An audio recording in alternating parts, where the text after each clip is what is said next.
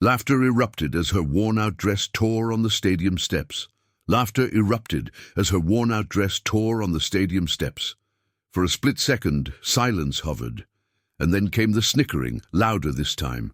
Someone even clapped mockingly. A group of cheerleaders standing near the aisle turned around, their perfect ponytails bouncing, and one of them burst out laughing loud enough to echo. "Who even let her in here dressed like that?" One of them sneered, not bothering to whisper. Emma froze in place. Her hands instinctively moved behind her to cover the rip as her face flushed red. Her palms were sweaty. She could feel the stares on her like darts, some curious, some cruel, and some pretending not to notice at all. She wasn't expecting kindness. Not here. She hadn't wanted to come in the first place.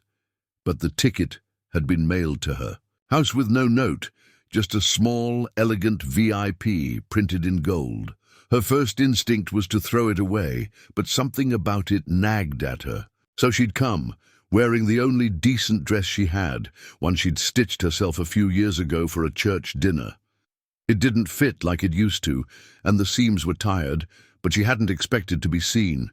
She'd planned to slip and stay at the back and leave quietly, but now she stood on the wide stairs of a stadium filled with noise, laughter and judgment, holding her torn dress, looking like she didn't belong. "Maybe she's here to clean the seats," one of the girls muttered, drawing more laughter. Emma turned her face away. She kept walking up the steps, one at a time, her head low, ignoring the whispers. She found her seat in the middle row and sank into it, knees trembling. The noise of the game below thundered in the background, but her ears rang from the earlier humiliation. She didn't cry. Emma never cried in public. She had learned that long ago, in a life far away from stadiums and cheerleaders, 10 years ago.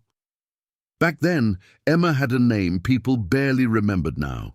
She lived in a small town, worked at a diner, and saved every cent she could. She never had time for parties or glamour. Life had been about survival, getting through each day, avoiding the eyes of people who pitied her or judged her for what she didn't have. She had loved once. Loved deeply, fiercely, a man named Daniel who had dreams bigger than their small town could contain.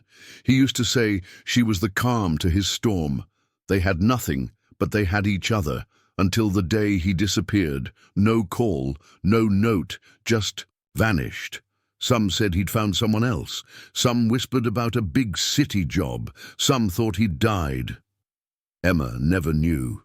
She'd cried alone that night, then stopped crying altogether. She built a life out of the silence he left behind. Back at the stadium, the cheerleaders were still laughing a few rows down, posing for selfies and tossing their hair like they were in a commercial. The leader of the group, tall, blonde and cruel-looking, locked eyes with Emma and smirked. Emma turned away. Why was she even here? Just as she was about to get up and leave, a man in a suit walked over. He looked official. His voice was, "Calm, rehearsed, ma'am," he said, bowing slightly. "You're in the wrong section," Emma blinked. "I'm sorry, I have the ticket right here." She pulled the gold-trimmed ticket from her purse, hoping it wasn't fake. The man examined it and straightened. His tone changed instantly. "My apologies, ma'am. You're meant to be in the executive box. Please come with me." The cheerleaders turned to watch as Emma stood. They snorted in disbelief. "Executive box?" the blonde girl repeated, laughing. "Her!" Emma followed the man through the stadium, confused and nervous. The executive box? There must have been a mistake. She wanted to ask questions, but something inside told her to stay quiet. They took an elevator. She clutched her torn dress tightly, embarrassed by her appearance in such a posh environment. When the doors opened, a wave of luxury hit her. The executive suite was nothing like the hard seats below. It was all leather couches, glass walls, private screens, and people dressed like royalty, but it was nearly empty.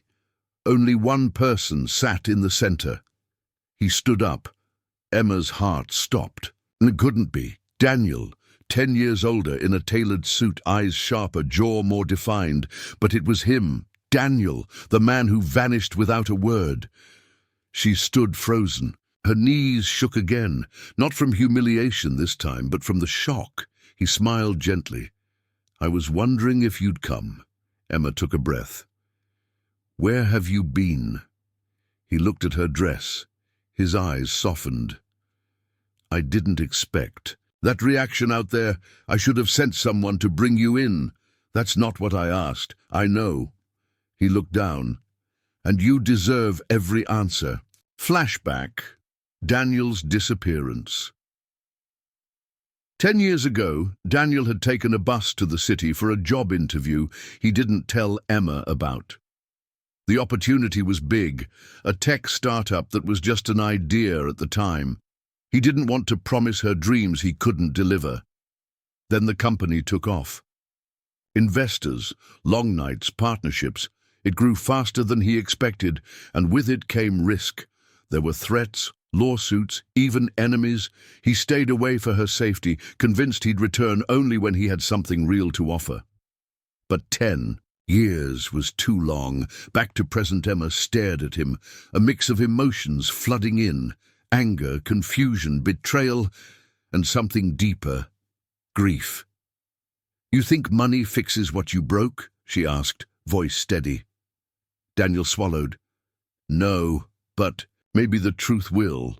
He took something from his pocket, a photograph. It was them, in that tiny apartment, smiling, young, in love. "I've kept this every day," he said. "I just needed to see you again. You deserve everything I've built."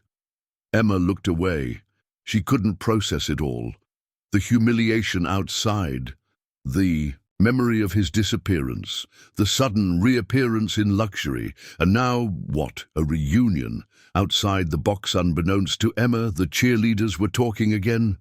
"That guy in the VIP box?" One girl said, "That's Daniel Royce, the billionaire tech CEO. He's on magazine covers." "What? Then who was that woman?" "She's with him?" The mood shifted from mocking to envy. End of part 1. Cliffhanger. Emma turned back. To Daniel, voice trembling. "If you wanted to find me, why didn't you come as yourself? Why let me walk in there like that?" He hesitated, and then he said something that made her blood run cold. "Because someone didn't want you to make it here alive." Emma stared at Daniel, her heart pounding so loud she could hear it echo in her ears. "Because someone didn't want you to make it here alive." The room went cold. She looked at him, expecting to see a smirk, a joke, anything that told her he was just being dramatic. But his face was dead serious. Emma clutched her bag tighter. Her fingers felt numb. "What are you saying?" Daniel motioned for her to sit down. "Please, Emma, just listen. I didn't plan for things to happen this way." She stayed standing, arms crossed. "You disappeared for a decade," she said, her voice tight. "Then you show up, send me a mysterious ticket to a stadium, let me walk into a crowd that laughs in my face, and now you're saying someone wanted me dead. Are you hearing yourself?" Daniel sighed, running a hand through his hair. "I never stopped keeping an eye on you," he said softly, "even when I stayed away." She flinched. That made it worse. "Then you knew what my life became," she snapped. "And you let it happen." The secret file. Daniel turned and walked to the minibar. He didn't pour a drink, just opened a drawer and pulled out a sleek black folder. He handed it to her. Emma hesitated, then took it. Inside were photos. Grainy. Zoomed in. Some of them were of her, walking out of her grocery store, leaving her shift at the diner, feeding stray cats outside her apartment. There were dates written in small font at the bottom corners, years' worth. "What is this?" she whispered. "Protection.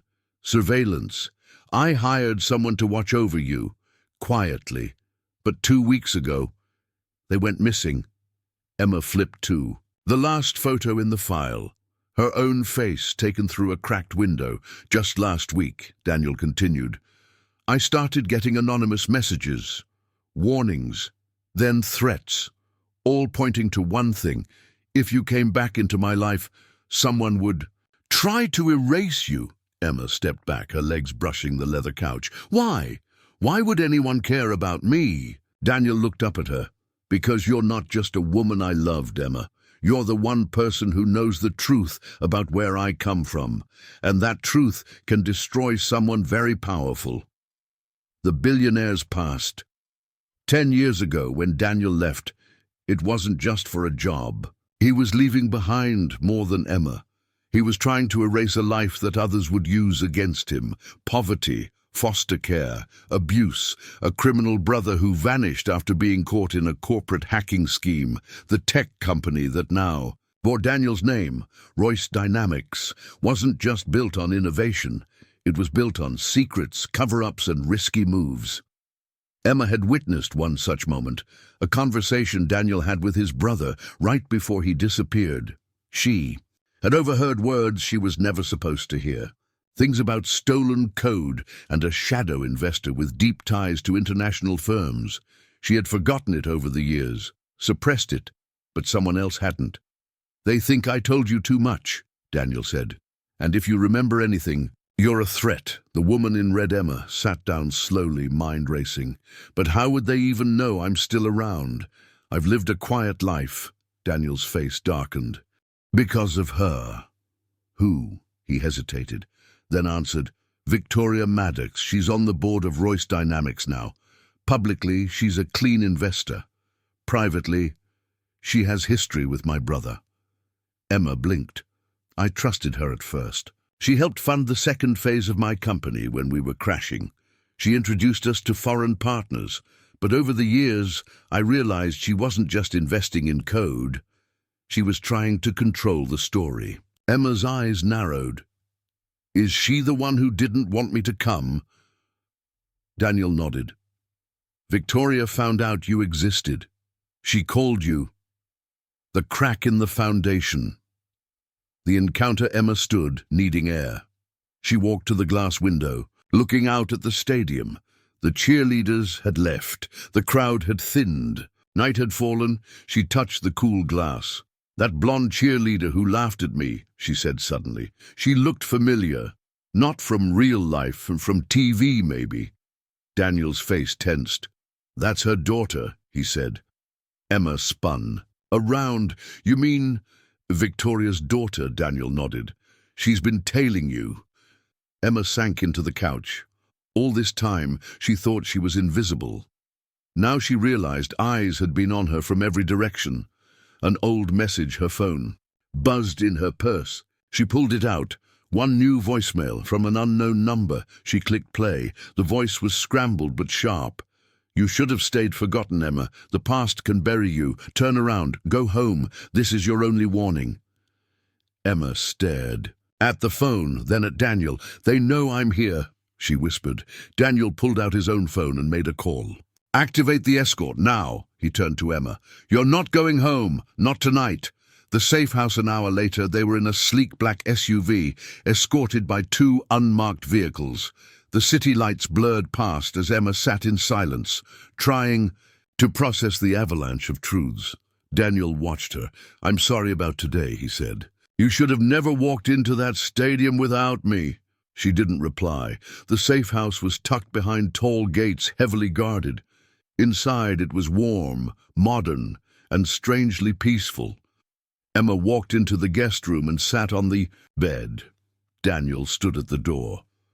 "You're safe here. We have round-the-clock surveillance," she finally spoke. "I don't care about your money, Daniel, or your company. But if someone's trying to kill me because of something I don't even remember, then I want answers." Daniel nodded. "We'll find them." Cliffhanger ending. The memory that night. Emma lay awake, staring at the ceiling. Her mind played over everything she'd heard. The threats, the cheerleader, the voice on the phone, Victoria Maddox. And then a flash, a memory, a winter night, their old apartment. Daniel pacing on a phone call. She had been half asleep on the couch, pretending not to hear, but now she remembered a name she had long buried. Alaric. She sat up in bed, gasping. Who was Alaric, and why suddenly did remembering that? Name feel like opening a locked door in her mind. Emma sat bolt upright in bed, her breath shallow and her fingers clutching the blanket. That name, Alaric, echoed in her mind, like a long-forgotten whisper rising from the shadows. She hadn't thought of that name in 10 years, not once. And now, after everything, the stadium, the mockery, Daniel's warnings, the voicemail, her memory had cracked open like a vault. She rushed to the door and flung it open. "Daniel!" she shouted down the hallway. "We need to talk, right now." Alaric was never just a name. They sat across from each other in the safe house's living room. Daniel looked pale, older than he had the day before. He had a strong glass of scotch in hand, untouched. Emma stared at him, her voice steady. "Who is Alaric?" Daniel hesitated. "Where did you hear that name?" "You said I knew things that could ruin powerful people," she said. "Well, now I remember. That night, years ago, before you disappeared, your brother was at our place. You were arguing. I pretended to be asleep, but I heard one thing." She leaned in. "He said, 'Alaric will never let this slide. Not after what we did.'" Daniel's face dropped. For a moment, neither of them spoke. Then Daniel said, "Alaric Maddox, Victoria's husband, founder of Maddox Holdings, before he vanished." Emma froze. "Vanished?" she asked. Daniel nodded. 7 years ago, presumed dead. But no body was found, no investigation. It was all swept under the rug. The Maddox files. Daniel opened his laptop and pulled up a private encrypted folder. He typed in a password and turned the screen toward her. Photos, articles, blacked out documents. "After I left you, I got deep into tech circles. But I kept hearing whispers about Maddox Holdings using shell companies to invest in startups, then stealing IP. Your memory jogged something I'd locked away. Alaric was the shadow man behind it all." Emma leaned forward. "So, what happened to him?" "That's the mystery," Daniel said. "Some say he fled to Russia. Some think Victoria had him killed to take over his empire. But no one ever dared say it aloud." "And your brother?" she asked. Daniel sighed. "My brother hacked into Maddox Holdings. He found something about an offshore account linked to several politicians and global firms. He told me he had a backup file hidden in case anything happened. Then he vanished. 2 weeks later, I left you." Emma gripped the armrest. "So, your brother disappears, Alaric vanishes, and now I am being hunted?" Daniel met her eyes. "Because you might remember where my brother kept the backup file." A visitor at the safe house. Just as the pieces were starting to fall into place, the doorbell rang. 3 quick buzzes. Daniel stood sharply. "No one should know we're here." He pulled a small gun from a drawer and signaled Emma to stay back. His security chief, Marcus, opened the front gate cameras. Standing at the door was an old man, thin, grey-bearded, eyes hollow but sharp. He held a cane and a briefcase. "I know her," Emma whispered. "That's Mr. Talbot, my old neighbor." Daniel narrowed his eyes. Marcus opened the door cautiously. Talbot looked up and spoke, voice low. "Emma, I kept something for you. For 10 years, I was told never to give it unless I feared your life was in danger. The flash drive." They sat at the dining table. Talbot opened the briefcase and pulled out an envelope wrapped in plastic. Inside was a flash drive and a handwritten note. "If you're reading this, I'm probably dead, but this truth needs to survive." "Caleb," Emma gasped. "That's your brother's name." Daniel took the drive and plugged it into his laptop. Encrypted files loaded slowly. Then a video appeared. Caleb looked haggard, sweaty, like he'd been on the run. "Alaric's alive," he said in the video. "But he's not the man you think. He uses fake identities, funds extremist networks, launders billions through shell tech companies. Victoria is in on it. She's the one who feeds him his targets. If anything happens to me, Emma knows enough. Protect her." Emma covered her mouth. "Why me?" she whispered. Why would he say I know enough? Daniel stared at the screen. Because you saw him. That night. In our apartment. Emma blinked. New memory broke through. A tall man in a dark suit, talking to Daniel's brother in the shadows, eyes cold, voice like ice. Alaric. The betrayal. Inside, Marcus, the security chief, stepped forward. We have to go public. This can't be hidden. Anymore. Daniel hesitated. No, he said. We need more proof. Releasing this now will only make us bigger targets. We need to find out where Alaric is hiding and how Victoria plans to silence Emma. Suddenly, the lights flickered. Then the security system went offline. A single alert appeared on the laptop screen. You were warned. The safe house had been breached. The escape chaos erupted. Marcus drew his weapon. Daniel pulled Emma behind the couch. Gunfire cracked outside. One of Daniel's guards was already down. Shadows moved across the security monitors. Daniel grabbed Emma's hand. There's a tunnel beneath the wine cellar. Come! They ran down the stairs, through a hidden door, and into a narrow underground tunnel. Emma's heart thundered. Behind them, she heard footsteps, then shouts. One voice, female, shouted her name. Emma, you should have stayed broken. Victoria, Emma gritted her teeth. I want to finish this, she said, breathless. Daniel looked at her. We will, but first we survive. A new mission, they surfaced miles away behind an abandoned church on the city outskirts. A black SUV was waiting, the backup plan. Inside, Daniel handed Emma a new phone. This line is encrypted. From now on, you use this, only this. Emma nodded. I need to know everything I saw that night, she said. Every word, every person, every detail. Daniel looked at her. You're not the same girl from 10 years ago, he said quietly. You're stronger. She looked out the window as the car sped into the night. No, she whispered. I'm angrier. Cliffhanger ending. The reveal hours. Later, Emma sat alone in a safe hotel room. Daniel was meeting an old contact who might know Alaric's location. She opened the laptop and played Caleb's video again. This time she noticed something. In the corner of the video frame, taped to a wall behind Caleb, was a map. A red circle around a single word. Cape Town. Just then her phone buzzed. One new message. You're getting too close, Emma. The truth won't set you free. It'll bury you. See you soon. She stared at the screen. Whoever sent that message wasn't done yet. And now, neither was she. CT. Message burned into her mind like fire. The truth won't set you free. It'll bury you. See you soon. Emma stared at the screen, the Cape Town map still glowing in the background on Daniel's laptop. Every instinct screamed that this was the endgame, but she wasn't the woman who crumbled when mocked in a stadium. She wasn't. The naive girl from 10 years ago. Now, she was ready. The final memory in the quiet of the hotel room, Emma did something she hadn't done in years. She closed her eyes and listened to the silence. Suddenly it hit her. That night in the apartment, she had overheard something more. A phrase, one she'd forgotten until now. The vault's only accessible by the blood key. Emma sat up straight.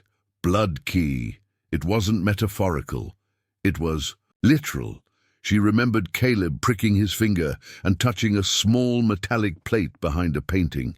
That painting was in a storage unit she still owned. She had placed it there after Daniel vanished. Her hands trembled as she called Daniel. I know where the key is, she said. The real one. The secret in the frame. They flew to Emma's hometown in a private jet. The flight was silent, tense, every gust of wind sounding like footsteps behind them. At the storage unit, Emma dug out the dusty painting. The artwork showed a woman hiding behind a veil, a haunting, surreal piece Caleb had gifted her. Daniel helped her lift the frame from the wall, and together they turned it over. She found a small metallic plate on the back, exactly where she remembered. She took a pin from her hair, pricked her finger, and pressed it to the plate. Click. A hidden compartment slid open. Inside, another flash drive and one piece of paper, with a single line written in Caleb's shaky handwriting. Victoria's fortune came from the bodies buried beneath the Maddox vault. Cape Town, the final destination. They flew directly to Cape Town using a chartered plane, landing under an alias with burner passports. Daniel had a trusted contact who arranged transport to a secluded villa overlooking the cliffs. From the villa's windows, Emma saw a vast mansion surrounded by electrified fences and guarded towers. It didn't appear on any map. "That's where Alaric's been hiding," Daniel said. "How do you know?" she asked. He turned his phone to her. A recent satellite photo showed the same house. The file was sent anonymously. Minutes after they landed, somebody wanted them here. Breaking in, they waited until nightfall, wearing dark clothes and armed only with flashlights, a recording device and copies of the files. They made their way through the wooded path leading to the compound. Daniel's contact had provided the blueprint of the estate, at least part of it. They reached a back entrance used by service staff. Emma's heart pounded as they slipped in. For a mansion, it was too quiet. No voices, no TV sounds, no footsteps. It was eerie, as if the house was expecting them. In the central hallway, a giant portrait of Alaric hung above a fireplace, older, sharper, but unmistakably him, still alive, still dangerous. Face to face, in the study, Daniel booted up a computer and plugged in the final flash drive. Files loaded, documents, bank transactions, photos of political figures and CEOs with Alaric, all confirming what Caleb had said. They had it all now. Suddenly the lights snapped on, and there at the door stood Victoria. Behind her, Alaric Maddox. Alive, breathing, smirking. Emma couldn't speak. It was like seeing a ghost crawl out of her nightmares. Alaric stepped forward. "Emma," he said smoothly, "you really are as clever as they said. I warned them about underestimating you." Daniel reached for the recording device. Alaric said, holding up a remote.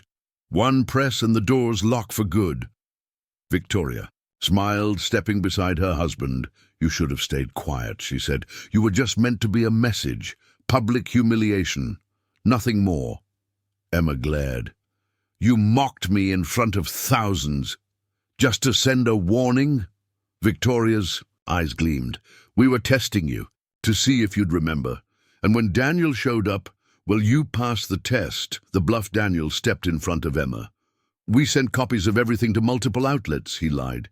"Kill us, and it all goes public." Alaric tilted his head. "No, you didn't." "You're sure?" Emma asked. "Because the file's been uploading since we landed. It goes live in 1 hour. For the first time, Alaric looked unsettled. Emma saw it and doubled down. "We'll make a deal," she said. "You let us go. We disappear. You shut down this house and erase everything. No trace of Maddox Holdings, no more lies, or the world finds out what's buried under the vault." Victoria narrowed her eyes. "You think we care about exposure?" "No," Emma said, calm and cold. "But your investors do." That hit the mark. Alaric paused, then said, "You have until sunrise. If you're still on African soil by then, you disappear for real." The escape plan Daniel and Emma left immediately, but before they did, Emma leaned close to Victoria. "Your empire was built on secrets, but mine's built on truth," Victoria scoffed. "You'll regret this," Emma smiled. "I already did, for 10 years. They raced to the airport. By the time the sun rose, they were over the Atlantic, files fully uploaded to secure cloud storage and scheduled to be released if anything happened to them. 1 month later, Emma sat in a small bookstore in Dublin, sipping tea, watching tourists stroll by. Daniel was in London meeting with legal teams, whistleblower protections, financial investigators, ethical hackers. Maddox Holdings had started crumbling quietly. Stocks dropped. Board members resigned. Victoria vanished from social media. Alaric hadn't been seen publicly since Cape Town. But Emma, She was free, truly free. Final scene, the mockery revisited. She clicked on her phone and watched the old video, the one from the stadium, her being mocked, laughed at, but now with everything that had happened, the woman in the video didn't look weak anymore. She looked like someone who'd survived hell and walked out holding the truth. A reporter had even contacted her. The mystery woman mocked at the stadium, now connected to a global tech empire collapse. She didn't respond. Instead, she opened her laptop and began writing. 10 years ago, I was humiliated in public, but what the world didn't know was that moment marked the beginning of the greatest unraveling of power in modern history. Sometimes, surviving mockery is just the beginning of exposing monsters. Final lesson. Power built on lies can rise high, but it only takes one voice to bring it down. Emma wasn't loud, she wasn't flashy, but she remembered, she endured, and in the end, she won. The end.